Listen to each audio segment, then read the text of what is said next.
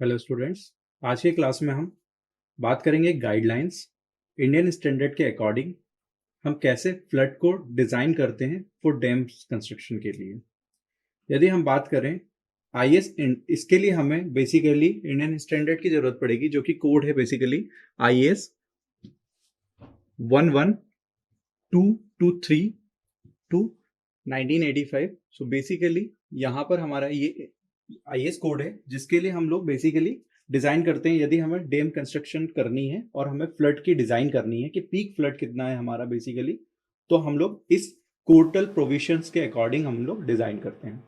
सो guideline basically क्या करती है, यहाँ पर guidelines for the fixing spillway capacity is currently used in India for selection of design floods for the dams. यदि हमें किसी भी डिजाइन फ्लड को का सिलेक्शन करना है किसी भी पर्टिकुलर, तो हम लोग बेसिकली इंडियन स्टैंडर्ड कोड का इस कोड का हम लोग इस्तेमाल करते हैं, जो कि हम लोग किसके लिए करते हैं, for fixing the spillway capacities, कि हमारे स्पिलवे से बेसिकली कितने हमारी कैपेसिटी निकले वहां से, ताकि हमारा जो कंस्ट्रक्शन है बेसिकली वो हमारा क्या हो, सेफर साइड में हो।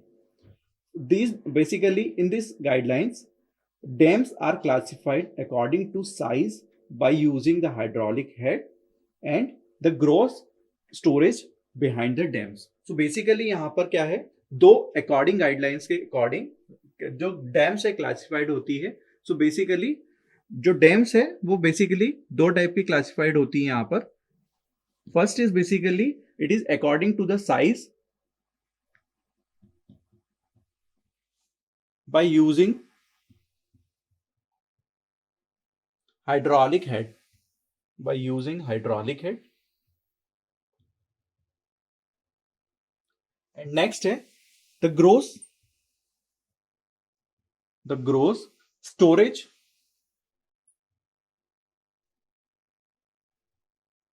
behind the dam। ये बेसिकली हम लोग कंसिडर करते हैं यदि हमें जनरली गाइडलाइंस की मदद लेनी है। तो डैम्स बेसिकली यहाँ पर दो टाइप से क्लासिफाइड होती है। It is generally classified by size by using hydraulic heads and gross storage behind the dams. Next यदि हम बात करें हाइड्रोलिक हेड की, तो hydraulic head is basically defined as a difference between the maximum water level on the upper stream और upstream basically and the normal annual average flood level on the downstream. ये दोनों के बीच का क्या है, difference है। सो basically यदि हम लोग हाइड्रोलिक हेड की डेफिनेशन देखें यहाँ पर, तो हाइड्रोलिक हेड बेसिकली क्या होगा, hydraulic head it is a difference between the maximum water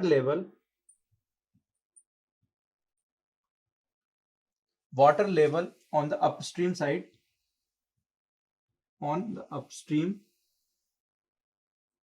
minus the normal annual average flood level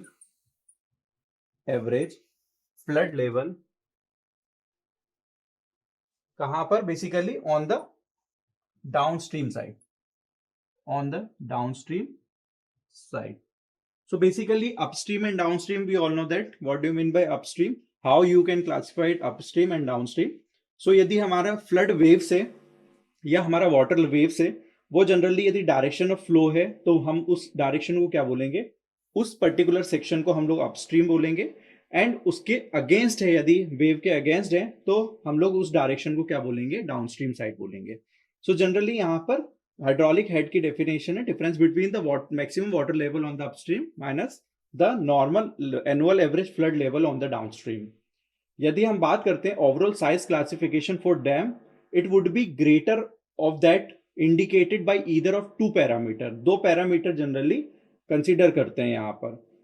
for example यदि हम बात करें एक डैम की जिसका ग्रॉस स्टोरेज है 5 मिलियन क्यूबिक मीटर एंड उसका हाइड्रोलिक हेड है 15 मीटर का, and it would be classified as a intermediate size of dams. यदि हम लोग ग्रॉस स्टोरेज और हाइड्रोलिक हेड से डैम का क्लासिफिकेशन करते हैं, तो there are different type of dams. 3 classification basically है। यदि हम लोग क्लास देखते हैं यहां पर, that is class gross storage,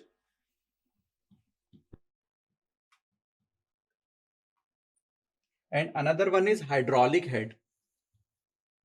Hydraulic head. और ये बेसिकली किस में होता है? मीटर में होता है, मिलियन मीटर क्यूब बेसिकली. यदि हम बात करते हैं क्लास की, तो क्लास स्मॉल क्लास की डैम होती है बेसिकली. उसका ग्रोस स्टोरेज बेसिकली कहां से होता है? That is in range of 0.5 to 10. यदि हम लोग हाइड्रोलिक हेड की बात करते हैं, तो हाइड्रोलिक हेड की रेंज होती है 7.5 से लेकर 12 तक. नेक्स्ट यदि हम इंटरमीडिएट डैम की बात करते हैं, इंटरमीडिएट, तो बेसिकली इसका ग्रोस स्टोरेज होता है दैट इज 10 to 60.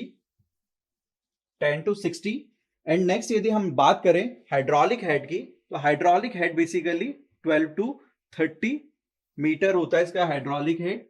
नेक्स्ट यदि हम बात करते हैं लार्ज की, लार्ज डैम की, तो बेसिकली इसका greater than 60 million metre cube होता है. एंड इस ग्रेटर देन 30 इसका हाइड्रोलिक हेड होता है, that is in metre. Greater than 30 metre है तो हम लोग उसको कंसीडर करते हैं as a large dam. So basically according to the size के क्लासिफिकेशन के अकॉर्डिंग डैम्स के कंस्ट्रक्शन, बेसिकली डैम्स का क्लासिफाइड है. It is size classification. Size classification. यदि हम बात करें इनफ्लो डिजाइन फ्लड की फॉर डैम के लिए, तो हम लोग इनफ्लो के लिए कंसिडर करते हैं, टाइप ऑफ डैम की बात करते हैं. तो इनफ्लो के लिए बेसिकली यहां पर है inflow design flood for dams. यहां पर कंसीडर करते हैं, यदि हम क्लास की बात करें तो there are different class, size और क्लास. और इनफ्लो डिजाइन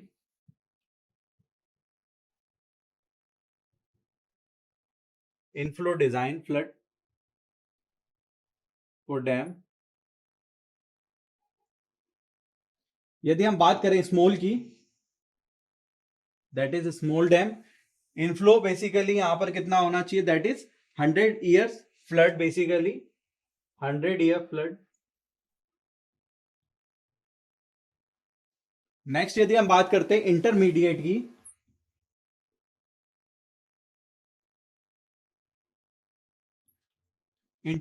की, तो स्टैंडर्ड प्रोजेक्ट फ्लड बेसिकली यहां पर कंसीडर करेंगे हम लोग. Standard project flood. तो यदि हम बात करें स्टैंडर्ड प्रोजेक्ट फ्लड की, तो वी ऑलरेडी इसे हम लोग पहले देख चुके हैं हमारे प्रीवियस लेक्चर में कि what is standard project flood and what is probable maximum flood.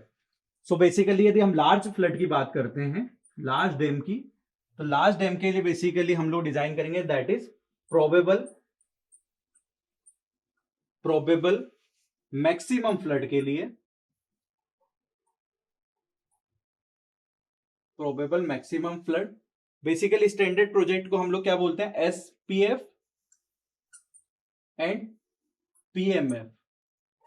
Basically this is known as probable maximum flood.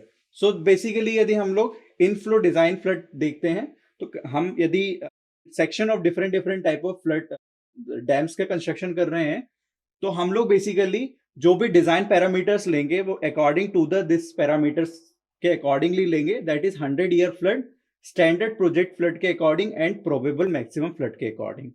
So basically this is IAS guideline for design flood for the dams construction. I hope you understand the topic very well. Thank you very much.